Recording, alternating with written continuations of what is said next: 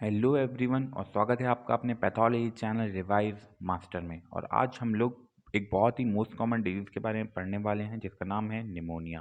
तो चलिए शुरू करते हैं। सबसे पहले निमोनिया क्या है? तो निमोनिया एक लंग का इन्फेक्शन है या या फिर एक इन्फ्लेमेशन है लंग में। जब लंग धीरे धीरे इन्फ्लेम कर जाता है तो वो जो लंग की जो वॉल होती है प्लूरल मेम्ब्रेन उससे चिपक जाता है या फिर उसको उससे भी खूब ज़्यादा सटने लग जाता है। तो इस चीज़ को हम निमोनिया कहते हैं। यानी कि लंग में कोई भी डिजीज़ हो जाता है बेसिकली जब या लंग के पेरेन्काइमल लेयर में, तब हम उसको निमोनिया बेसिकली कह देते हैं। निमोनिया को हमने 3 तरीके से क्लासिफाई कर रखा है। ज़्यादातर निमोनिया वैसे बैक्टीरियल ही होता है, लेकिन फिर भी हम लोग 3 मेथड से उसको क्लासिफाई कर देते हैं कि निमोनिया की मॉर्फोलॉजी और पैथोलॉजी क्या है एनाटॉमिकली। तो एनाटॉमिकली मतलब वो कहाँ पे हुआ है, हमारी बॉडी कौन से ऑर्गन में। तो लोबर निमोनिया यानी लंग्स के लोब में हो सकता है। इंटरस्टिशियल निमोनिया एटिपिकल होता है ये बेसिकली। और ब्रोंको निमोनिया यानी ब्रोंकाइटिस में हो जाना। बेस्ड ऑन एटियोलॉजी मतलब किस चीज़ की वजह से हुआ है, यानी कौन से बैक्टीरिया ने किया है। न्यूमोकोकल निमोनिया ने किया है, क्लेप्सिला ने किया है, स्टेफाइलोकोकल ने किया है, या स्ट्रेप्टोकोकल वाइरिडियंस ने किया है। एपिडेमियोलॉजी एपिडेमियोलॉजी का मतलब होता है कि आपको इन्फेक्शन कहाँ से लगा। कई बार कंटेजियस स्प्रेड होता है, यानी कि मतलब कई सारी जगह एक साथ हो गया कई लोगों को एक पर्टिकुलर एरिया में। कई बार ये हॉस्पिटल एक्वायर्ड होता है, यानी कि नोज़ोकोमियल होता है। अब अगर हम बात करें तो निमोनिया क्या है, एक पल्मोनरी इन्फेक्शन है, यानी कि पल्मोनरी ट्रैक्ट का इन्फेक्शन है बेसिकली। पर क्या आप लोगों ने कभी सोचा है कि निमोनिया इतनी जल्दी जल्दी हम लोगों को क्यों हो जाता है कई बार? तो ये इस वजह से होता है क्योंकि जो हमारी लंग्स की एपिथेलियल लेयर होती है ना, वो daily daily daily thousands of litres of air के कांटेक्ट में आ रही होती है अगर आप लेंगे तो। फिर नेसोफेरेंजियल फ्लोरा भी हमारी जो हम सो रहे होते हैं तो कई बार क्या होता है, हमारी बॉडी का फ्लोरा आ जाता है लंग में, वो धीरे धीरे वहाँ पे इन्फेक्शन कॉज कर देता है। कई बार क्या होता है, अंडरलाइन जो डिजीजेज होते हैं हमारी बॉडी में, कोई और डिजीज हुआ उसने जाके लंग की पेरेन्काइमल लेयर को गलती से डिस्ट्रॉय कर दिया, धीरे धीरे डिस्ट्रॉय कर दिया। तो उससे क्या होगा, अब वो निमोनिया के लिए इजीली एक्सपोज हो गए, यानी कोई बैक्टीरिया आके वहाँ पे निमोनिया कॉज कर देगा आराम से। अगर हम प्री डिस्पोजिंग फैक्टर्स देखें जैसे किस किस वजह से निमोनिया और आसानी से हो सकता है, तो suppression of the cough reflex, यानी कि मतलब हम सांस लेना तो हम कफ रिफ्लेक्स मतलब कफ नहीं कर पा रहे इजीली, मतलब खांस नहीं पा रहे तो निकल नहीं पा रहा होगा जो भी अंदर है, तो वो धीरे धीरे अंदर में ही वो बन जाएगा, निमोनिया बन जाएगा। आपको यहाँ पे क्या हो सकता है, न्यूरोमस्कुलर डिसऑर्डर्स होते हैं, ड्रग्स या फिर चेस्ट पेन भी आपको इसमें देखने को मिल सकती है। इंजरी आपको म्यूकोसेलुलरी अपैरेटस में हो गई तो हो सकता है। डिक्रीज फंक्शन हो सकता है अगर हमारे एल्वियोलर के मैक्रोफेजेस होते हैं ना, जो जो कि बैक्टीरिया को किल करते हैं, अगर वो सही से काम नहीं कर रहे होंगे तो वो क्या होगा कि वो धीरे धीरे बैक्टीरिया को किल नहीं करेंगे, तो बैक्टीरिया जाके एल्वियोलाई में बैठ जाएंगे और फिर वहाँ पे निमोनिया कॉज कर देंगे। पल्मोनरी कंजेशन और एडिमा हो सकता है, तब हो सकता है, या फिर कोई क्रोनिक डिजीज हो रखा हो, यानी पुराना आपको डिजीज है, धीरे धीरे वो निमोनिया में कॉज कर देगा। ट्रांसमिशन देखें कि निमोनिया कैसे कॉज होता है, तो सब उसके इनहेलेशन और एयर ड्रॉपलेट्स, किसी भी इन्फेक्टेड पर्सन से भी एक्सपायरेशन ले लेना अपने अंदर, या फिर हेमेटोजिनस स्प्रेड, यानी कि एक ऑर्गन से दूसरे ऑर्गन में हो जाना।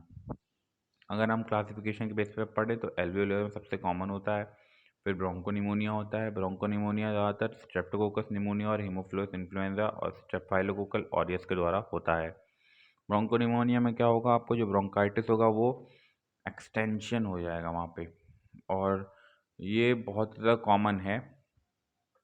अब अगर हम लोअर निमोनिया की बात करें तो ये भी स्ट्रेप्टोकोकस निमोनिया की वजह से होता है, और ये एक्यूट बैक्टीरियल इन्फेक्शन की वजह से होता है। ये लार्ज पोर्शन लोब का कवर कर लेता है या फिर पूरा पूरा लोब ही कवर कर सकता है। और कई बार ब्रोंकोनिमोनिया और लोबर निमोनिया एक साथ हो सकते हैं, इसीलिए ओवरलैप कर जाते हैं।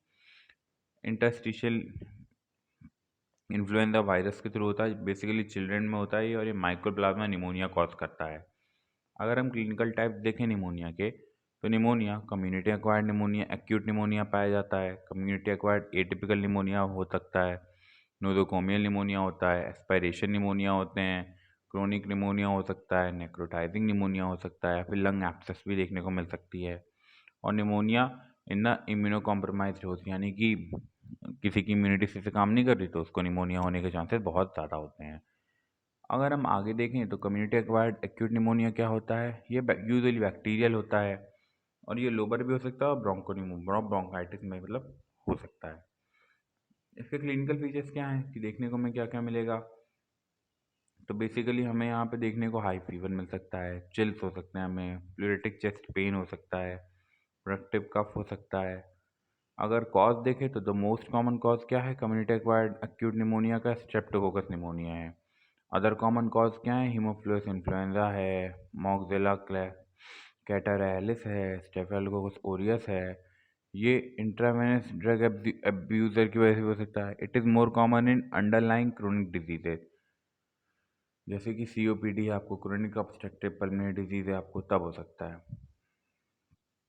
अगर हम आगे आगे देखें तो कम्युनिटी एक्वायर्ड निमोनिया को अभी दो में बांट दिया गया था, आपने ऊपर पढ़ा था, लोबर निमोनिया और ब्रोंको निमोनिया। लोबर निमोनिया ये वाइड स्प्रेड होता है, मतलब कि आपके पूरे पूरे एक लोब में हो गया लंग के, जैसे कि ब्रोंको निमोनिया सिर्फ ब्रोंकाई तक ही पहुंचा, लंग तक नहीं पहुंचा बेसिकली ज़्यादा से ज़्यादा। तो वहाँ तक पहुँचने पहले हमने उसको क्योर कर दिया, फिर ठीक हो गया। लेकिन लोबर निमोनिया क्या होगा, वो लंग में ही शुरुआत होगी, लोब्स में ही, फिर वो धीरे धीरे एक लोब फिर पूरा पूरा लंग को कवर कर लेगा। उसके 4 स्टेजेस होते हैं बेसिकली लोबर निमोनिया के। सबसे पहले स्टेज में क्या होगा, आपका लंग बहुत ही ज़्यादा हैवी हो जाएगा और बॉगी टाइप में हो जाएगा और रेडिश हो जाएगा। वहाँ पे एल्वियोलर स्पेस क्या होगी, वो फिल हो जाएगी, किससे, हल्के हल्के ब्लड से और न्यूट्रोफिल्स से।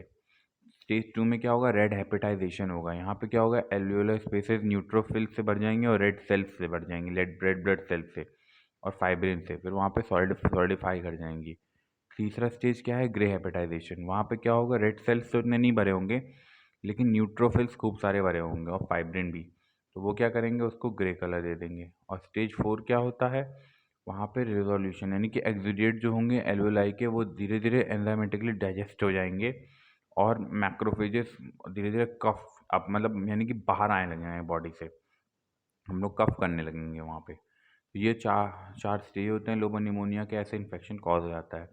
ब्रोंको निमोनिया में क्या होता है, आपको ये देख रहे हैं आप, जैसे पैचेस दिखने लग जाते हैं लोब्स के ऊपर, और ये बहुत ज़्यादा कॉमन है। स्ट्रेप्टोकोकस निमोनिया, हेमोफिलस इन्फ्लुएंजा, इन सब की वजह से ये हो सकता है, और ये ज़्यादातर लोअर लोब को ही मतलब इन्वॉल्व करता है बेसिकली।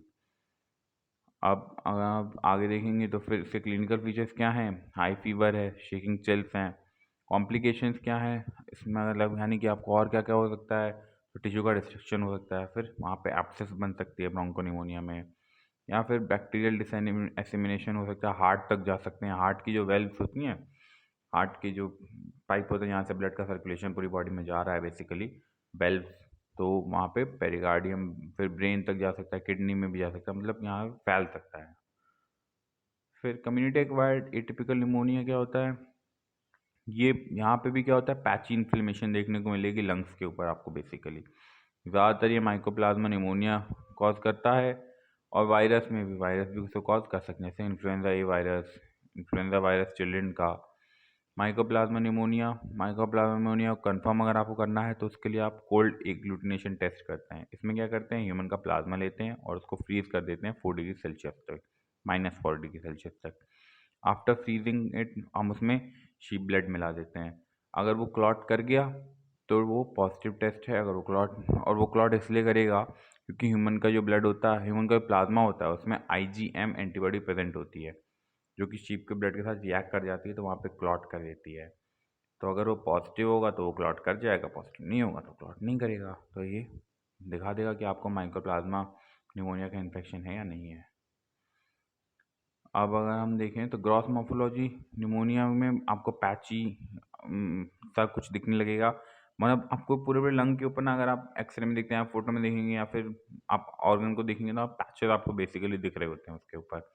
और वो कई बार पूरे होल लोब में हो जाते हैं, या फिर बायलेटरल, यानी एक ही साइड पे आधे आधे होते हैं, अभी यूनिलेटरल होते हैं, एक साइड पे ही हैं। बायलेटरल में दोनों साइड पे हैं। माइ माइक्रोमॉर्फोलॉजी देखेंगे तो आपको एल्वेओलर सेप्टा दिखेंगे, वो बड़े बड़े दिखने लग जाते हैं। मोनोन्यूक्लियर इन्फ्लेमेटरी इन्फ्लेट और न्यूट्रोफिल्स दिखेंगे वहाँ पे थोड़े थोड़े। फिर अगर हम नोज़ोकोमियल निमोनिया की बात करें तो ये हॉस्पिटल एक्वायर्ड निमोनिया है। इसका प्रीडिस्पोजिंग फैक्टर है अंडरलाइंग कंडीशन, जैसे आप हॉस्पिटल में गए, किसी को और को लेके और खुद बीमार पड़ के आ गए, बेसिकली आपकी इम्यूनिटी पे डिपेंड करता है ये। और ये होता किसकी वजह से, क्लेप्सिला सीडोमोनास एरिजिनोसा की वजह से। एस्पायरेशन निमोनिया, ये किसी और पेशेंट को था और फिर गलती से धीरे धीरे आपको हो गया, जो कि गैस्ट्रिक कंटेंट्स को ज़्यादातर क्या करते हैं, एस्पायरेट कर रहे हैं ना, उन लोग को ये हो जाता है बेसिकली। तो वैसे तो ये ऐसा होता है, जैसे आप अल्कोहलिक हैं तो उन लोगों को होने के चांसेस ज़्यादा होते हैं। और क्रोनिक निमोनिया क्या होता है, ये इम्यूनो कॉम्पिटेंट पर्सन में जिसकी इम्यूनिटी वीक होगी उनको हो जाएगा बेसिकली। ऑपर्चुनिस्टिक निमोनिया, ये बेसिकली अगल बगल हमारे मतलब कई सारे बैक्टीरिया प्रेजेंट होते हैं, हमारी इम्यूनिटी उन्होंने देखा हम कमज़ोर हैं, जैसे किसी को एड्स होता है तो उसको निमोनिया होने के चांसेस बहुत ही ज़्यादा हो जाते हैं। अब लंग एब्सेस क्या होती है, तो लंग्स में आपको जब बड़ा सा मतलब वुंड जैसा टाइप में कुछ दिखे तो उसे लंग एब्सेस कहते हैं। और ये धीरे धीरे लोकल होता है, और यहाँ पे क्या होता है, हमारे नेक्रोटिक सेल्स होते हैं, यानी कि डिस्ट्रॉयड हो जाते हैं, और डेड सेल्स होते हैं, धीरे धीरे वो एब्सेस में कन्वर्ट होते चले जाते हैं और हमारे लंग में दिखता है। एक्सरे के थ्रू आपको ये देखने को मिलेगा। यहाँ पे फ्लूइड भरा हुआ हो सकता है, और इसका मेन कॉज क्या क्या है, staphylococci, streptococci, gram negative organism. Pathogenicity क्या है, यहाँ पे आपको ब्रोंकोनिमोनिया हो सकता है, सेप्टिक एम्बोलाई हो सकता है, ट्यूमर भी हो सकता है, या फिर डायरेक्ट इन्फेक्शन के थ्रू भी ये हो सकता है। क्लिनिकल फीचर्स क्या हैं, तो आपको प्रोमिनेंट कफ हो रहे होंगे, फाउल स्मेलिंग आ रही होगी आपके यहाँ से, और पोजीशन इवोक, यानी कि जैसे हम लोग मतलब सोच रहे हैं पोजीशन ली तो हमें कफ आने लगा, इन सब की वजह से हो सकता है। रेडियोलॉजी में आपको फ्लूइड फिल्ड कैविटी दिख जाए, तब आपको ये से क्लिनिकल फीचर है, मतलब इससे हमें पता चलता है कि हमें हो रखा है, हमें लंग एब्सेस हो रखा है। Well, thank you so much. I hope कि आपको ये वीडियो पसंद आया होगा और नॉलेजेबल लगा होगा।